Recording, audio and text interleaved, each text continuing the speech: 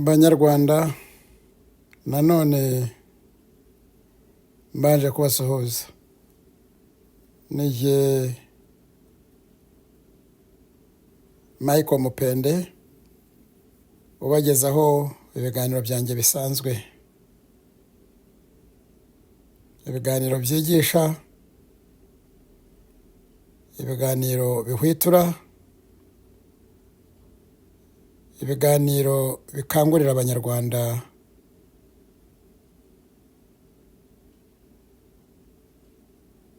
kwigobotora ingoma y'igitugu.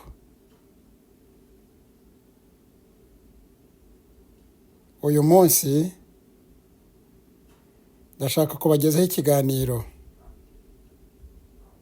kigabanijemo ibice bitatu.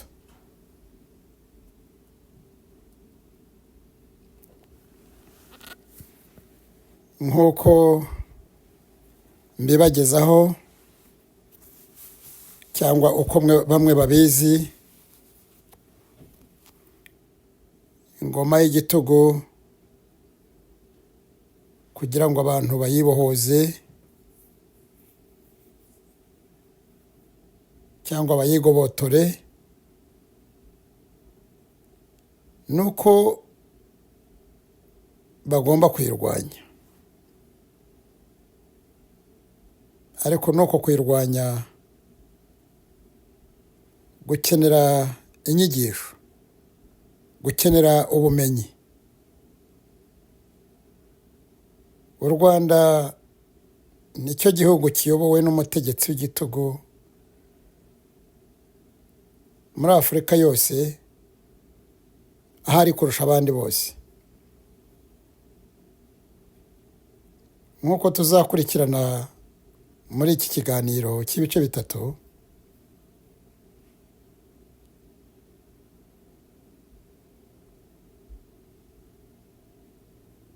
nzibanda ku mikorere y'ingoma z'igitugu ndetse n'uburyo bukunzwe gukoreshwa na rubanda kwipakurura izo ngoma. Mu rwego rwo guharanira uburenganzira bwa kiremwamuntu, ndabamenyesha nk'ihame yuko nta burenganzira bwa muntu ubwo ari bwo bwose bujya bubaho mu gihugu gitegekwa n'ingoma y'igitugu. Ni ukuvuga ngo ahari ingoma y'igitugu birakomeye ko haba uburenganzira bwa muntu ubwo ari bwo bwose.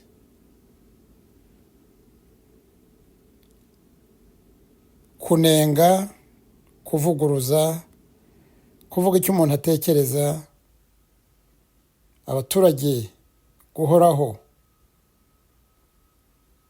cyangwa kubaho mu ngo zabo bavogerwa n'inzego zitwa iz'umutekano za leta, ibihe byose. Ibyo byose iyo bikorwa ku baturage ni ukubuzwa uburenganzira bwawe nk'umuturage. Ba dictators cyangwa abayobozi b'igitugu bahora bafite inyota y'ubutegetsi itagishira.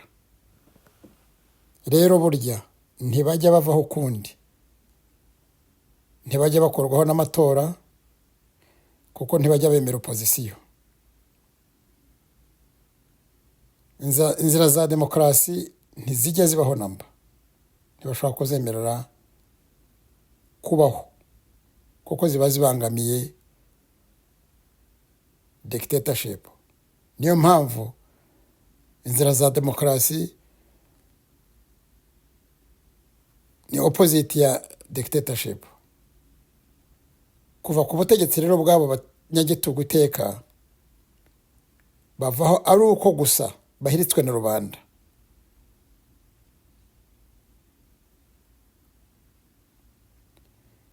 Dore uko bikorwa. Kurwanya ingoma y'igitugu ni uguhozaho, kwigisha, guhugura rubanda mu buryo bwose bushobotse, no gutera umurava n'umwete wo kurwanya ingoma y'igitugu hakoreshejwe uburyo butazana imvururu. Ni ukuvuga ngo hakoreshwa ibyo bita mu cyongereza non violent means. Ariko iyo bibaye ngombwa habaho kwifashisha ubundi buryo.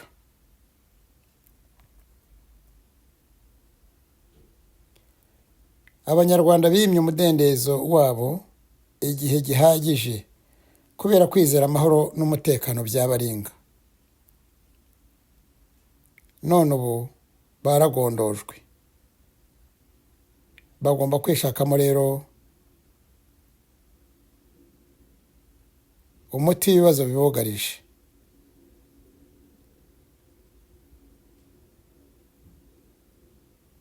Abanyarwanda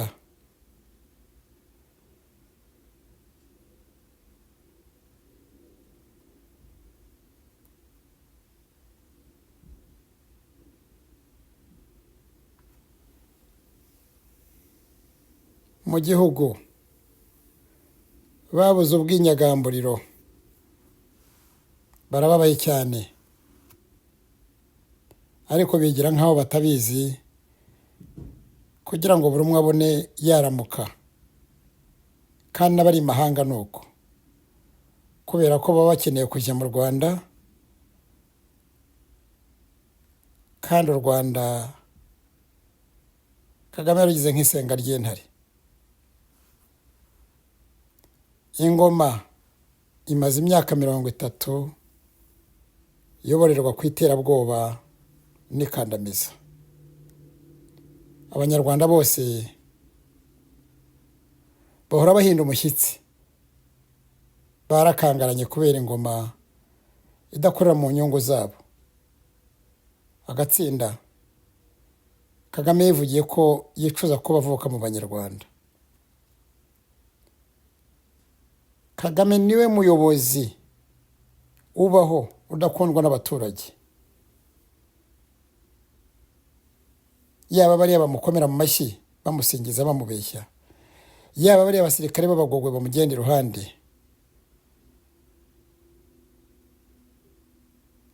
ibiba byose mubona Kagame abahatiriza. Ibyinshi byitirirwa yuko Kagame akundwa, ari umuyobozi ukunzwe, agomba kubitangaho ikiguzi cyo ku rwego rwo hejuru. Dore nk'abariya abasirikare bamushagara, abafata nk'abamasanarizi, abishyura amafaranga menshi akubye y'abandi basirikare bahembwa inshuro nyinshi cyane, kuko ntabwo yizera Abanyarwanda, arabatinya.